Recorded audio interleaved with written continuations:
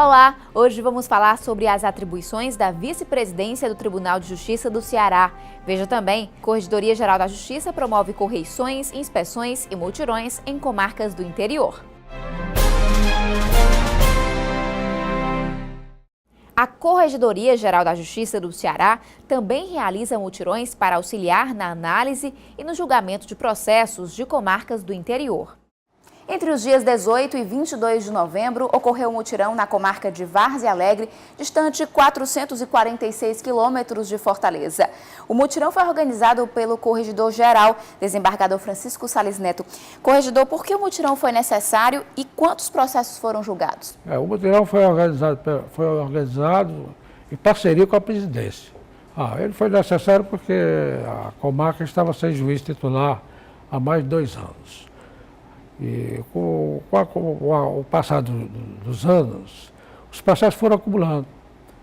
Aí já havia um acúmulo de quase 3.000 processos. Razão porque a sociedade ficou inquieta e fez manifestações nas ruas. E o motivo pelo qual foi dirigido ao presidente e ao corregedor o pedido de mutirão através do juiz que respondia por lá. Então, nesse período de 5 dias, com 10 juízes trabalhando diuturnamente, foram vistos 2.372 processos, quase a totalidade dos processos existentes.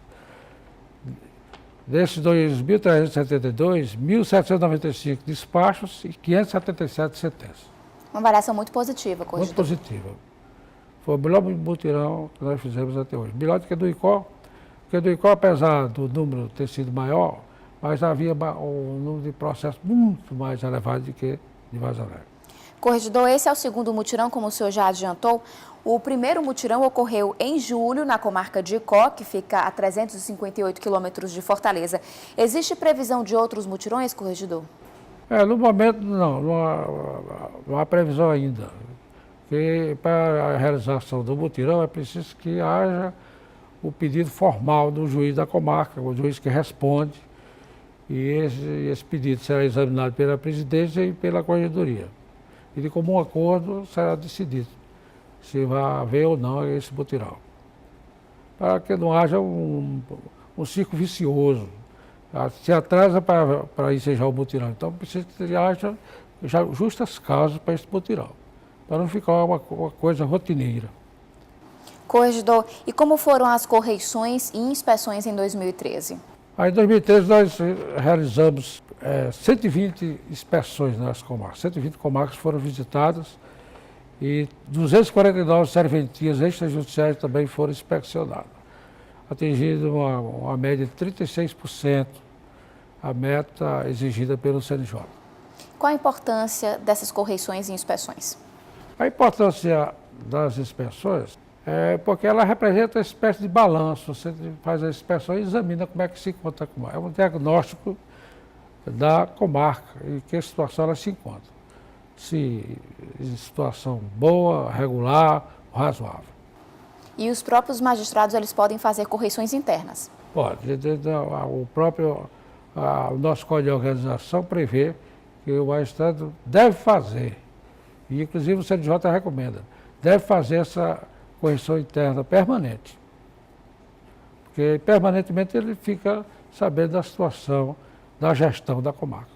E essas inspeções também são muito importantes para que a justiça possa estar sempre sabendo o que está acontecendo na comarca e a população pode participar também? Exatamente. Essas inspeções é o diagnóstico real da comarca. E a população pode participar através dos advogados, fazer alguma reclamações contra o próprio juiz, contra os servidores, contra os cartórios. Então, a população pode participar. Atividades que vão continuar ao longo de 2014. Perfeitamente. Desembargador Francisco Sales Neto, Corregedor-Geral da Justiça, muito obrigada pela entrevista. Muito obrigado. A seguir, a gente fala sobre as atribuições da vice-presidência do Tribunal de Justiça do Ceará. Para falar com a comarca de São Benedito, localizada a 324 quilômetros de Fortaleza, ligue para 88-3626-2035. O vice-presidente do Tribunal de Justiça do Ceará, desembargador Francisco Lincoln Araújo e Silva, ingressou no Judiciário Estadual em vaga destinada ao Ministério Público pelo critério do 5º Constitucional. Nascido em Acopiara, interior do Ceará, Francisco Lincoln Araújo e Silva é bacharel em Ciências Jurídicas e Sociais pela Universidade Federal do Ceará. No Ministério Público Estadual, iniciou a carreira como promotor de justiça da comarca de Oroz. Em 1995, foi promovido a procurador de justiça. É desembargador desde outubro de 2006, eleito pelo critério do 5º Constitucional. No Judiciário, exerceu também os cargos de diretor da Escola Superior da Magistratura do Ceará e de presidente da 8ª Câmara Civil. Em 12 de novembro de 2012, foi eleito vice-presidente do TJCE. A posse ocorreu no dia 28 de janeiro de 2013. Vai permanecer no cargo até janeiro de 2015. O desembargador Francisco Lincoln Araújo e Silva é o nosso entrevistado. Seja bem-vindo. Desembargador, como tem sido a experiência de ocupar a vice-presidência da Justiça cearense? Tem sido uma experiência nova e uma experiência gratificante. Nova porque eu nunca havia desempenhado esse tipo de atividade, de direção de uma instituição. Mas, além de ser uma experiência que envolve muita responsabilidade, é também uma experiência gratificante, porque trabalhar com a equipe que nós estamos trabalhando, com o desembargador Luiz Gerardo de Pontes Brígido, que é um homem digno, um homem sério, um homem honesto. Então, dá gosto a gente trabalhar. E quando a gente vê resultado, a gente também se orgulha de pertencer a essa administração. Então, é muito gratificante ser vice-presidente numa situação dessa. E quando o vice substitui o presidente do tribunal? Essa substituição, basicamente, quando na ausência e nos impedimentos. Quando o presidente se ausenta ou quando está impedido, aí entra a figura do vice-presidente. Desembargador, quais são as funções do vice-presidente do TJ? Basicamente, as atribuições do vice-presidente estão estabelecidas no artigo 31 do Regimento Interno do Tribunal. Basicamente, a substituição do presidente, dirigir a comissão de concurso para admissão de juiz substituto, subscrever livros da Secretaria-Geral e colaborar com o presidente e ser leal, e além de ter aquela atribuição de relatar os incidentes de suspeição contra o presidente. E no plano jurisdicional, além de ficar responsável pela distribuição dos processos no tribunal, é também o responsável pela admissão compartilhada com o presidente da admissão dos recursos extraordinários e especiais para os tribunais superiores. E, desembargador, existem recursos simplesmente para adiar a decisão final de um processo? Na verdade, os recursos não foram criados, não foram instituídos com essa finalidade. Tem a finalidade de fazer uma revisão dos julgados anteriores. Mas, muitas vezes, a gente observa que são usados muitos recursos com essa finalidade, com essa pretensão de adiar o cumprimento das decisões. E, em algumas situações, isso gera uma punição. Está sujeita a uma multa de 1% sobre o valor da causa, e é como determina o artigo 538, parágrafo único do Código de Processo Civil. Quais são os recursos, desembargador, que são admitidos pela lei brasileira? Há os recursos cíveis e os recursos criminais. Basicamente, os recursos criminais são o recurso crime em sentido estrito, a apelação, carta testemunhável, os famosos embargos infringentes, que foram inclusive utilizados ultimamente pelo Supremo Tribunal Federal, na ação penal 470, não é? E no âmbito civil tem os agravos, os embargos, que também tem na área penal, e tem a apelação, e, além dos agravos regimentais. Desembargador, o novo Código de Processo Civil, ele vai simplificar os procedimentos? Ainda há uma polêmica muito grande a respeito desse assunto. A maior discussão que tem atualmente no projeto, que está na Câmara Federal, é a respeito da suspensão, do efeito suspensivo das apelações, e outra questão também que tem sido muito polemizada é a respeito dos embargos infringentes, a respeito da abolição ou não dos embargos infringentes.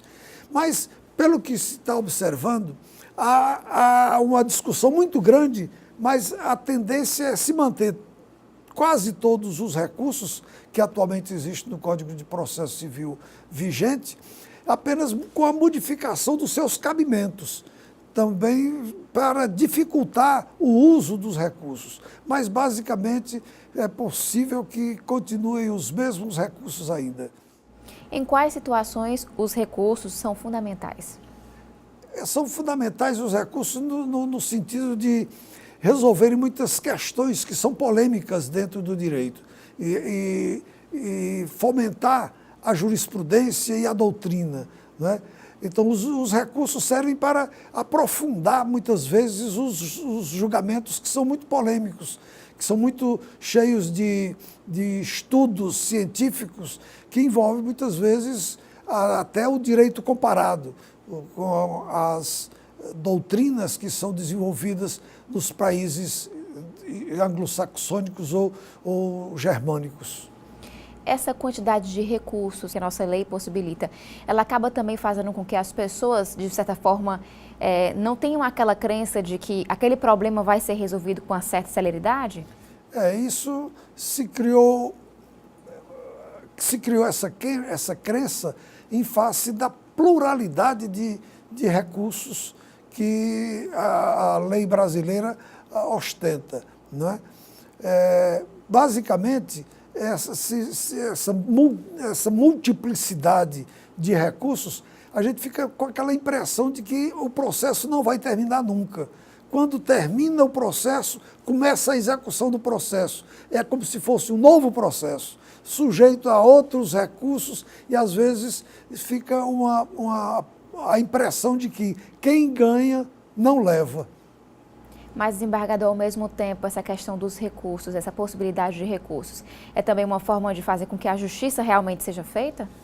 Muitas vezes essa questão fica explorada com muito estudo científico, até chegar ao Supremo, por exemplo, que é, muitas vezes, o guardião da Constituição. O maior intérprete da Constituição é o Supremo Tribunal Federal.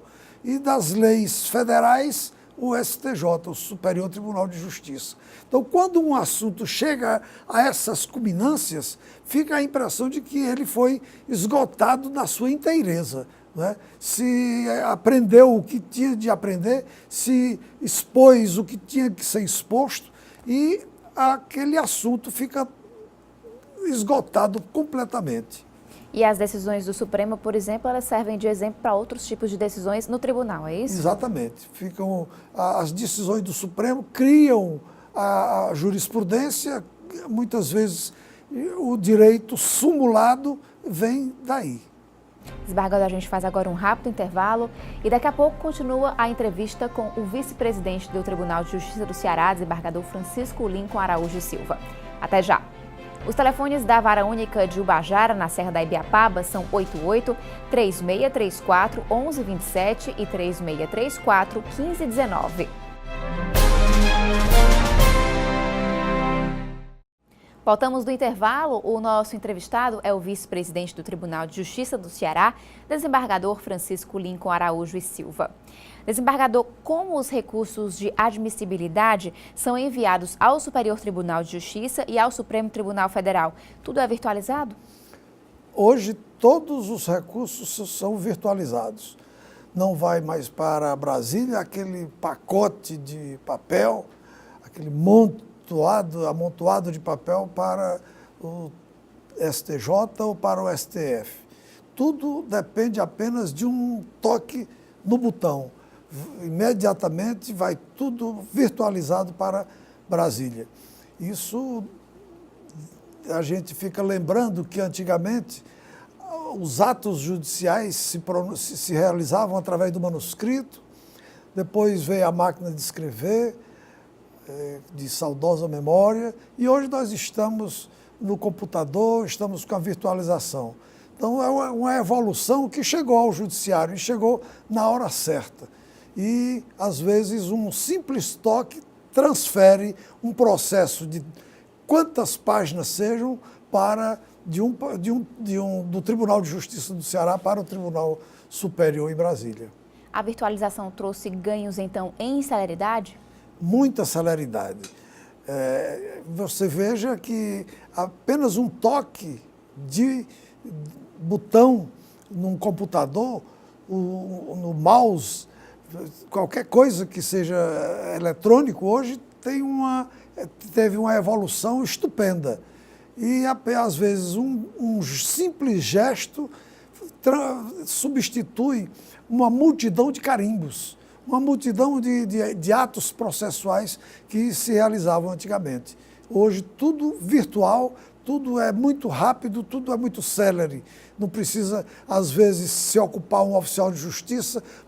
Tudo isso, e muitas vezes, é substituído por uma publicação que se faz eletronicamente. Então, tudo isso hoje facilitou a celeridade e a pressa, a rapidez dos processos. O senhor percebe muitas mudanças desde 2006 até agora? Muitas mudanças. Quando eu cheguei no tribunal, em 2006, ainda havia a quantidade enorme de processos físicos. Eu olhava para as prateleiras e ficava amedrontado com a quantidade imensa de processos que eu tinha que folhear, página por página, muitas vezes. E hoje a gente vê que as coisas são muito mais rápidas, são muito mais céleres, e por isso a justiça fica mais próxima das partes. Desembargador, o CNJ, o Conselho Nacional de Justiça, ele estipula metas para o judiciário. O senhor acredita que está ajudando a justiça a trabalhar de forma mais eficiente? Muito mais, muito mais. Quando a gente imagina que traça metas e o acompanhamento do cumprimento dessas metas, isso traz, evidentemente, muita eficiência nas atribuições do Poder Judiciário. Quer dizer, quando você imagina que agora o tribunal, por exemplo, o Poder Judiciário condensou antigas metas, que eram enormes, em apenas 6 metas para o ano de 2014 e 2015. Então, tudo isso a gente imagina que é um aproveitamento, é uma estratégia que se implanta e que o acompanhamento dessas metas traz, evidentemente, um efeito de eficiência e de transparência muito grande para o Poder Judiciário. A carga de trabalho dos magistrados vem aumentando? Vem aumentando sensivelmente, porque a Constituição de 88 facilitou o acesso das pessoas, o acesso dos cidadãos ao Poder Judiciário. Essa facilidade aumentou consideravelmente o trabalho dos magistrados.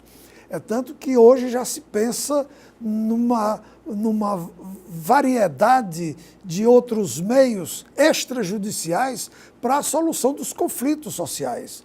Através da mediação, através da conciliação, são meios extrajudiciais para exatamente desafogar os processos que existem no Poder Judiciário.